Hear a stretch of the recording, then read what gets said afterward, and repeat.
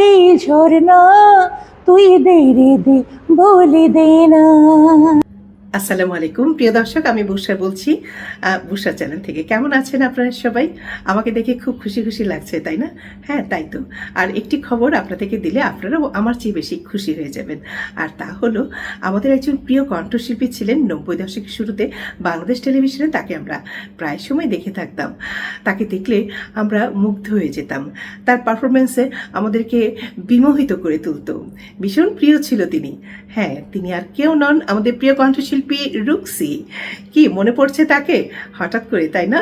তো আসলে সে সুখবরটা দেওয়ার জন্যই কিন্তু আজকে আমি এই ভিডিওটি করছি। কেননা খুব শিগগিরই আসছেন বুশরা চ্যানেলে আমাদের প্রিয় কণ্ঠশিল্পী রুক্সি। আপনারা তার কথা শুনতে পারবেন। কেন তিনি এতদিন আড়ালে ছিলেন, কেন তিনি গান করেননি, কি তার অভিমান ছিল, আরও অনেক অনেক কথা। দীর্ঘ সাক্ষাৎকারে তিনি অনেক কথাই বলেছেন। এই প্রথমবারের মতো আপনারা অচিরেই দেখতে পাবেন। অপেক্ষা করুন শুধুমাত্র বুশরা চ্যানেলে। এই খবরটি দেওয়ার জন্য কিন্তু আজকের এই ভিডিওটি করা। কি এখন খুশি লাগছে তো আমার মতোই? হ্যাঁ, আমার বিশ্বাস। আর অপেক্ষা থাকুন বুশরা চ্যানেলে। খুব শীঘ্রই আসছেন আমাদের প্রিয় কণ্ঠশিল্পী রুক্সি।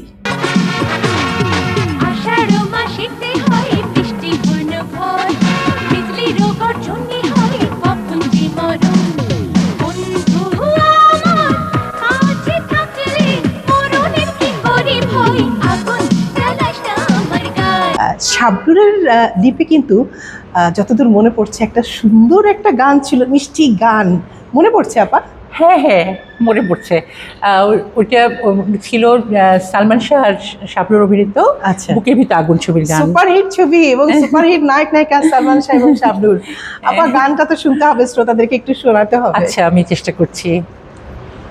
ও পাহাড়ি ঝরনা তুই দে রে দে বলে দে না।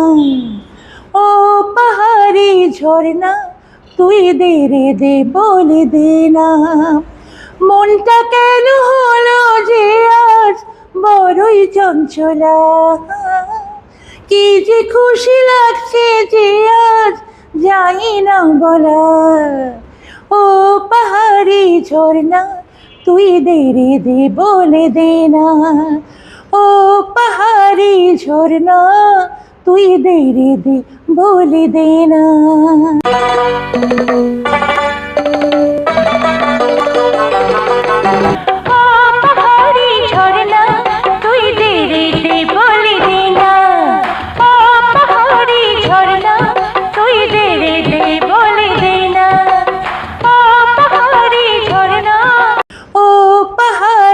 ঝরনা তুই দে রে দে বলে দে না।